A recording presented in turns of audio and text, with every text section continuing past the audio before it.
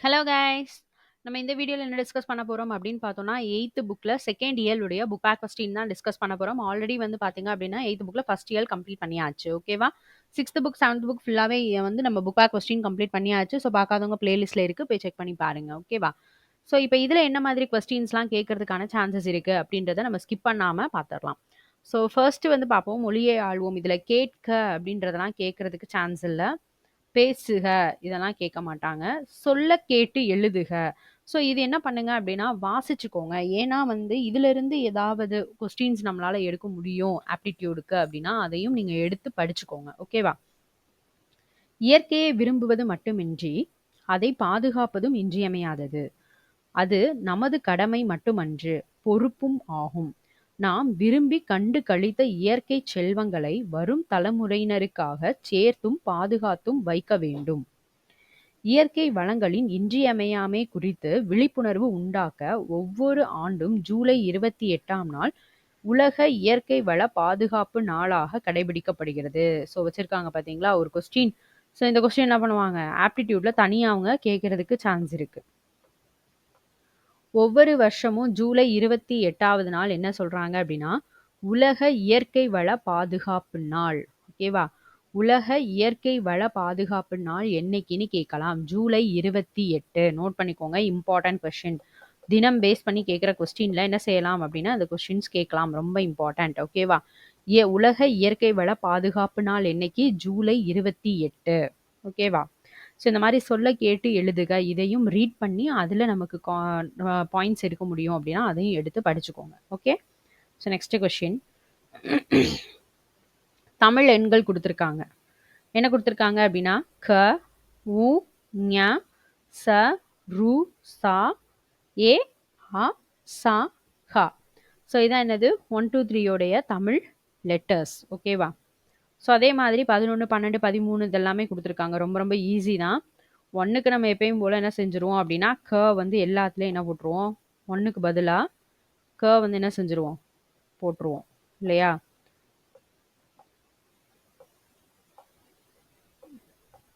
இங்கே வந்து 2. So okay. இப்போ 3 என்னது? இது அப்படியே இறங்கும். ஞ, ஷா, ரு, சா. ஸோ இது அப்படியே கீழே வந்துடும். ஓகேவா? 2க்கு என்ன போடணும்? ஊ. 0. அவ்வளோதான். முடிஞ்சு. ஓகேவா? அதே மாதிரி இந்த இதில் 2க்கு பதிலாக என்ன செஞ்சுருவோம்? நம்ம எல்லா இடத்துலையும் ஊவை சப்ஸ்டியூட் பண்ணிட வேண்டியதான். இங்கே 3 வருது. 3க்கு பதிலாக என்ன வரும்? ஞா வரும். அவ்வளோதான். மற்றபடி இதில் உள்ள அதே தான். இதுக்கு பதிலாக க, இதுக்கு பதிலாக ஊ. அதே தான். மேலே இருக்கிறது அப்படியே கீழே வரும். அவ்வளோதான். ஓகேவா? இதில் என்ன கொடுத்துருக்காங்க அப்படின்னா, வண்ணமிடப்பட்டுள்ள தமிழ் எண்களுக்குரிய, அதாவது வண்ணமிடப்பட்டுள்ள எண்களுக்குரிய தமிழ் எண்ணை எழுத சொல்லியிருக்காங்க. எண் வந்து கொடுத்துருக்காங்க. அதுக்கான தமிழ் எண் வந்து நம்ம எழுதணும். இது என்ன பண்ணணும் அப்படின்னா, ஆப்டிடியூடுக்கு படிக்கணும். ரொம்ப ரொம்ப இம்பார்ட்டண்ட். ஓகேவா? ஃபர்ஸ்ட்டு நம்ம அதை படிச்சுட்டு அடுத்து நம்ம இதை பார்ப்போம். உலக ஈர நாள் என்னைக்கு? பிப்ரவரி 2. உலக ஈர நாள் என்னைக்கு அப்படின்னா பிப்ரவரி 2. உலக ஓசோன் நாள் என்னைக்கு அப்படின்னா செப்டம்பர் 16. ஓகேவா? உலக ஓசோன் நாள் என்னைக்கு? செப்டம்பர் 16. உலக இயற்கை நாள் என்னைக்கு? அக்டோபர் 3. ஓகேவா? உலக இயற்கை நாள் என்னைக்கு? அக்டோபர் 3. உலக வனவிலங்கு நாள் என்னைக்கு அப்படின்னா அக்டோபர் 6. உலக வனவிலங்கு நாள் என்னைக்கு? அக்டோபர் 6. உலக இயற்கை சீரழிவு தடுப்பு நாள் அக்டோபர் 5. உலக இயற்கை சீரழிவு தடுப்பு நாள் என்னைக்கு? அக்டோபர் 5. ஸோ இன்னும் ஒன்று படித்தோம் இல்லையா? அது என்னது? உலக இயற்கை வள பாதுகாப்பு நாள் ஜூலை 28. இப்போ இந்த 2க்குள்ள தமிழ் என்னென்னது? உ இல்லையா? 16க்கு ஃபர்ஸ்ட்டு க, 1க்கு, 6க்கு இதில் என்ன போட்டிருக்கு? சா. கரெக்டா? ஸோ இப்போ என்ன வரும்? சா. ஓகே. அக்டோபர் 3. 3க்கு வந்து ஞா. 6க்கு என்ன சொன்னோம்? சா. அக்டோபர் 5. அக்டோபர் 5 வந்து ரு. 5 எத்தனை ரூ. ஓகேவா? ஸோ அவ்வளோதான். ஸோ நெக்ஸ்ட்டு அறிந்து பயன்படுத்துவோம். இதுவும் கேட்கறதுக்கு வாய்ப்பு இருக்குது. இதுவும் நிறைய கொஸ்டின் கேட்குறாங்க. என்ன சொல்லியிருக்காங்க அப்படின்னா தொடர் வகைகள் பற்றி சொல்லியிருக்காங்க. தொடர்கள் அப்படின்றது பொருள் அடிப்படையில் 4 வகையாக பிரிக்கலாம். ஒரு சென்டென்ஸை நம்ம அதோட மீனிங் ஓரியன்டாக 4 வகையாக பிரிக்கலாம் அப்படின்றதான் மீனிங் இதோடது. ஓகேவா? தொடர்கள் பொருள் அடிப்படையில் 4 வகையாக 4 வகைப்படும். என்னென்ன? செய்தி தொடர், வினா தொடர், விளைவு தொடர், உணர்ச்சி தொடர். ஓகேவா?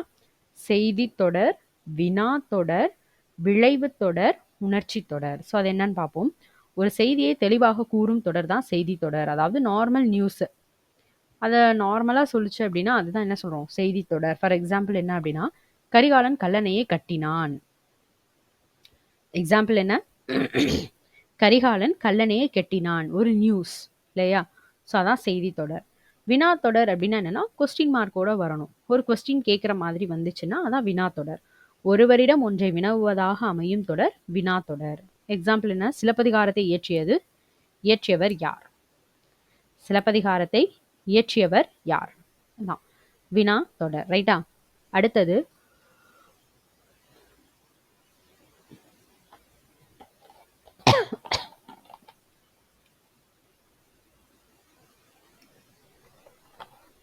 விளைவு தொடர். விளைவு தொடர்னா என்னது அப்படின்னா ஒரு ஒரு தொடர் இருக்கு, அதாவது ஒரு சென்டென்ஸ் இருக்கு, அது என்ன மாதிரி மீனிங் இருக்கணும் அப்படின்னு பார்த்தோம்னா ஏவல், அதாவது ஒரு கட்டளையிடுற மாதிரியோ இல்லை ஒன்று வேண்டுதல் மாதிரியோ இல்லை வாழ்த்துற மாதிரியோ இல்லை வைர மாதிரியோ இருக்கு அப்படின்னா அதான் விளைவு தொடர். விளைவு தொடர்னா வேற ஒன்றும் கிடையாது, நார்மலாக ஒரு தொடர்னா ஒரு சென்டென்ஸ். ஓகேவா? ஸோ அதோட மீனிங் எப்படி இருக்கணும் அப்படின்னா கட்டளையிடுற மாதிரி இருக்கலாம், இல்லை வாழ்த்துற மாதிரி இருக்கலாம், இல்லை வைர மாதிரி இருக்கலாம், இல்லை வேண்டுற மாதிரி இருக்கலாம். இந்த மாதிரி இருந்துச்சு மீனிங்ல இருந்தா அதான் விளைவு தொடர். இளமையில் கல்.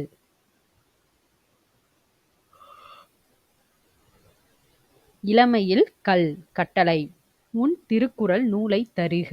வேண்டி கேட்குற மாதிரி. உன் திருக்குறள் நூலை தருக. உழவு தொழில் வாழ்க, வாழ்த்துதல். கல்லாமை ஒழிக, வைதல். ஸோ இதெல்லாமே விளைவு தொடர்லாம் நம்ம சேர்த்துக்கலாம். ஓகேவா? ஸோ நெக்ஸ்ட்டு உணர்ச்சி தொடர். உணர்ச்சி தொடர் அப்படின்னா என்ன வரும்னா உணர்ச்சிகளை வெளிப்படுத்துகிற மாதிரி இருக்கும். அதாவது உவகை, அதாவது மகிழ்ச்சி, இல்லைன்னா அழுகை, அவலம், அச்சம், இல்லைன்னா வியப்பு. ஸோ இந்த மாதிரி உணர்ச்சிகள் வெளிப்படுத்துகிற மாதிரி இருக்கிற சென்டென்ஸை தான் உணர்ச்சி தொடர்னு சொல்கிறாங்க. அதுக்கு எக்ஸாம்பிள் பார்ப்போம். அடடா என் தங்கை பரிசு பெற்றாள். மகிழ்ச்சி, ஹாப்பியாக சொல்கிறது இல்லையா? நெக்ஸ்ட்டு புலி வருகிறது. ஸோ ஒரு பயம், அச்சம். ரைட்டா? நெக்ஸ்ட்டு பழந்தமிழ் இலக்கியங்கள் பல அழிஞ்சு போச்சே அப்படின்னு அவலப்பட்டு சொல்கிற மாதிரி. மலையின் உயரம்தான் என்னே. ஸோ அப்போ அது என்னது? உணர்ச்சி, வியப்பு. ஓகேவா? ஸோ அதே மாதிரி கொடுக்கப்பட்டுள்ள தொடர்களுடைய வகையை கண்டுபிடிச்சு நீ எழுது அப்படின்னு கொடுத்துட்டாங்க. 4 தொடர் சொல்லியாச்சு, 4 என்னென்ன அப்படின்றத எக்ஸ்பிளைன் பண்ணியாச்சு. இப்போ என்ன பண்ணியிருக்காங்க அப்படின்னா 4 கொஸ்டின் கேட்டு அது என்னென்ன தொடர் அப்படின்றத நீங்கள் கண்டுபிடிச்சு சொல்லுங்க அப்படின்னு கேட்டிருக்காங்க. ஃபர்ஸ்ட் கொஸ்டின், முக்காலமும் உணர்ந்தவர்கள் நம் முன்னோர்கள். ஸோ இதில் எதுவுமே இல்லை. முக்காலமும் உணர்ந்தவர்கள் நம் முன்னோர்கள் ஒரு நியூஸ் இல்லையா? அப்போ இது என்னது அப்படின்னா செய்தி தொடர். ஓகேவா? இது என்னது? செய்தி தொடர். கடமையை செய். அப்போ என்ன இருக்கு? ஒரு கட்டளை இடுற மாதிரி இருக்கு. கட்டளை அப்படின்னாலே என்ன சொல்றோம்? ஏவல். ஏவல் எதுல வரும்? விளைவு தொடர். ரைட்டா? விளைவு தொடர். நெக்ஸ்ட், பாரதியார் பாடல்களின் இனிமைதான் என்ன. ஸோ இது என்ன சொல்லியிருக்கோம்? ஒரு உணர்ச்சியை வெளிப்படுத்தி இருக்கு இல்லையா? ஸோ அதை இது என்னது? உணர்ச்சி தொடர். உணர்ச்சி தொடர். நெக்ஸ்ட், நீ எத்தனை புத்தகங்களை படித்திருக்கிறாய்? நீ எத்தனை புத்தகங்களை படித்திருக்கிறாய்? ஒரு கொஸ்டின், வினா தொடர். ஓகேவா? அவ்வளோதான். நெக்ஸ்ட்டு தொடர்களை மாற்றுக. இப்போது அவங்க என்ன தொடர் மாற்ற சொல்லியிருக்காங்களோ அதை மாற்றுறதான் கொஸ்டின். நமக்கு என்ன கொடுத்துருக்காங்க? எக்ஸாம்பிள் பார்ப்போம். நேற்று நம்மூரில் மழை பெய்தது. ஒரு செய்தி தொடர் இது. இது என்னவா மாற்ற சொல்லியிருக்காங்க அப்படின்னா வினா தொடராக மாற்று அப்படின்னு சொல்லியிருக்காங்க. அப்போ நம்ம எப்படி போடலாம்? நேற்று நம்மூரில் மழை பெய்ததா. ஸோ இது ஒரு வினா தொடராக வருது. ரைட்டா? இதே மாதிரி அடுத்து ஒரு ஒரு எத்தனை கொஸ்டின், ஒரு 5 கொஸ்டின் கொடுத்துருக்காங்க. ஸோ பார்ப்போமா? காடு மிகவும் அழகானது. ஸோ ஒரு செய்தி தொடர், காடு மிகவும் அழகானது, ரைட்டு. அதை உணர்ச்சி தொடரா மாற்ற சொல்லியிருக்காங்க. எப்படி மாற்ற சொல்லியிருக்காங்க? உணர்ச்சி தொடர். ஸோ இப்போ இதை நம்ம என்ன மாதிரி சென்டென்ஸாக மாற்றலாம்? வியப்பா மாற்றலாமா? அடடா,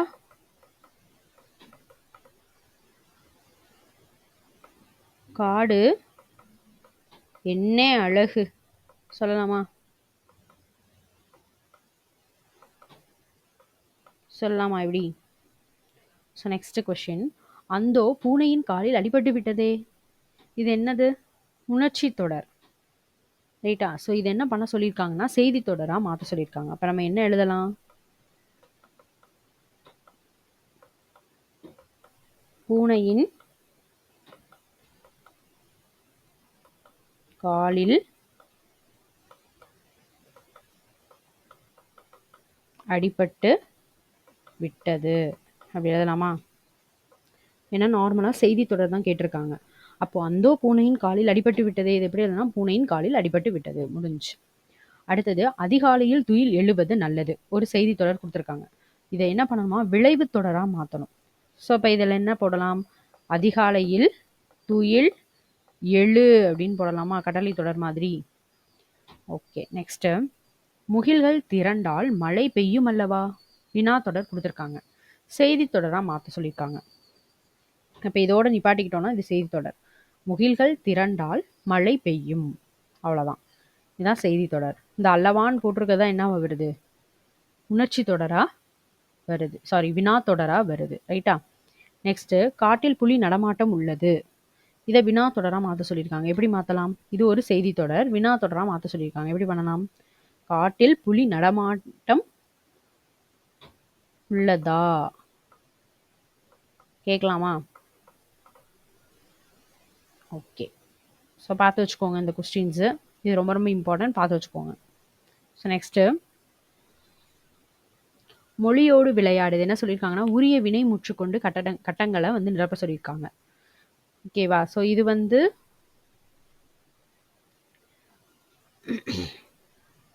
எக்ஸாம்பிள், ஆண் பாலுக்கு நடக்கிறான் அப்படின்னு கொடுத்துருக்காங்க. பெண் பால்னா நடக்கிறாள், பலர்பால் நடக்கிறார்கள், நடக்கிறது, நடக்கின்றது. ஸோ இந்த மாதிரி இது என்ன செய்யலாம்? சொல்லலாம். ஸோ இது வந்து நமக்கு மேபி இது கேட்கலாம். One second.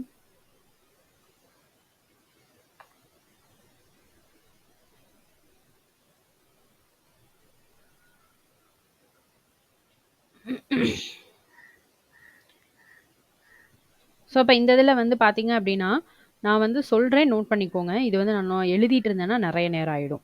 ஓகேவா? இது மேபி கேட்கலாம். இந்த மாதிரி ஏதாவது ஒரு வேர் சொல்ல கொடுத்துட்டு என்ன பண்ணலாம் அப்படின்னா இதோடைய வினை முற்றை எழுது, இதோடைய ஆண்பால் வினை முற்றை எழுது, இதோடைய பலர்பால் வினை முற்றை எழுது, இந்த மாதிரி கொஸ்டின்ஸ் கேட்கலாம், வாய்ப்பு இருக்குது. ஸோ அதனால் நம்ம இந்த கொஸ்டின்ஸ் வந்து ஸ்கிப் பண்ணாமல் படிச்சுக்குவோம். ஓகேவா? ஸோ என்ன கொடுத்துருக்காங்க அப்படின்னு பார்ப்போம். வந்து வேர்ச்சொல் கொடுத்துருக்காங்க, நட, உன், உறங்கு அப்படின்னு சொல்லி. ஸோ இதோடைய என்ன செய்கிறாங்கன்னா வினை முற்றுகளை கேட்டிருக்காங்க. இப்போ ஆண் பாலாக இருந்தால் எப்படி போகலாம் அப்படின்னா நடக்கிறான் அப்படின்னு போடலாம். பெண் பாலாக இருந்தால் நடக்கிறாள் அப்படின்னு போட்டுக்கலாம். பலர்பால் அப்படின்னா நடக்கிறார் அப்படின்னு போட்டுக்கலாம். ஒன்றன் பால் அப்படின்னா நடந்தது.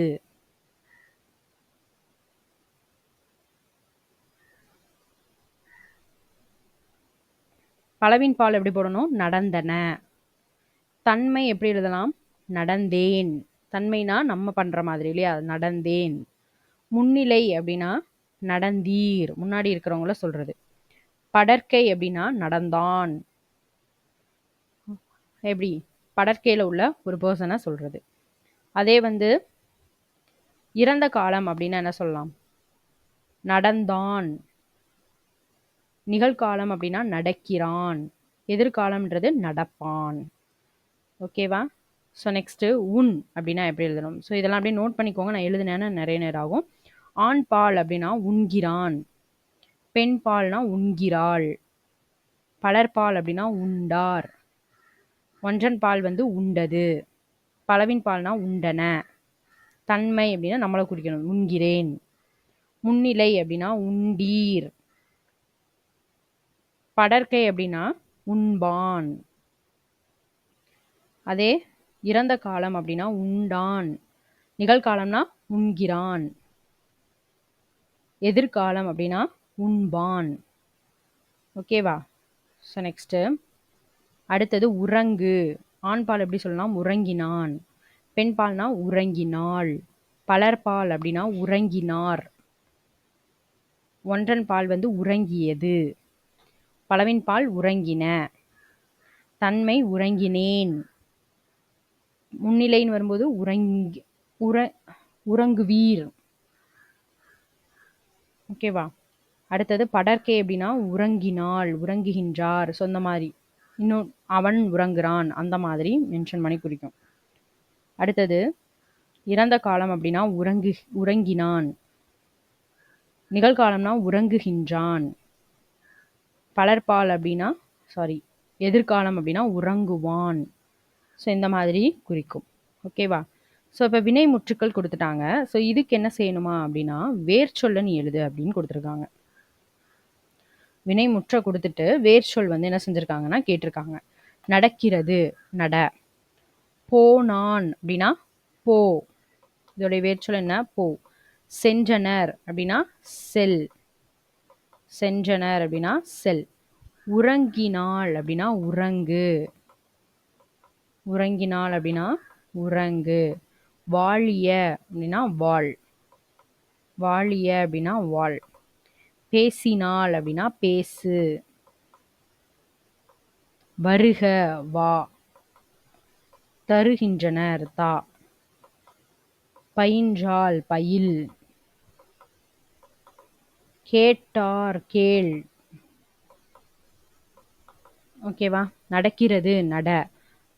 போனான் போ. சென்றனர் செல். உறங்கினாள் உறங்கு. வாழிய வாழ். பேசினாள் பேசு.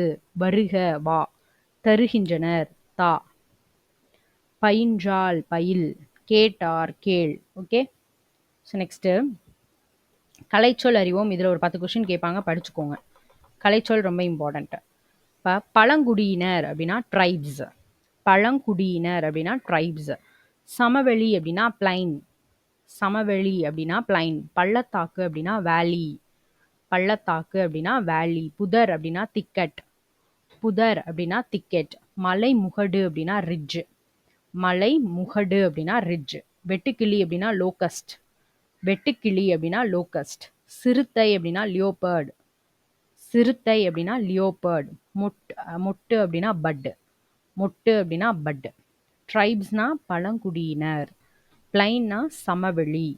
வேலி அப்படின்னா பள்ளத்தாக்கு. டிக்கெட் அப்படின்னா புதர். ரிட்ஜ் அப்படின்னா மலை முகடு. லோக்கஸ்ட் அப்படின்னா வெட்டுக்கிளி. லியோபர்ட் அப்படின்னா சிறுத்தை. பட்டுனா மொட்டு. ஓகேவா? ஸோ இதோட என்னது அப்படின்னா இந்த சாப்டர், இந்த இயலுடைய புக் பேக் கொஸ்டின் கம்ப்ளீட்டாக முடிஞ்சு. ஸோ இப்போ நெக்ஸ்ட் வீடியோவில் பார்த்தீங்க அப்படின்னா 3rd இயலுடைய புக் பேக் கொஸ்டின் நம்ம வந்து டிஸ்கஸ் பண்ணலாம். ஓகேவா? ஸோ இன்னும் பார்க்காதவங்க நம்ம பிளேலிஸ்ட்டில் இருக்குது, சீக்கிரம் போய் படிச்சுக்கோங்க. ஓகேவா? தேங்க்யூ.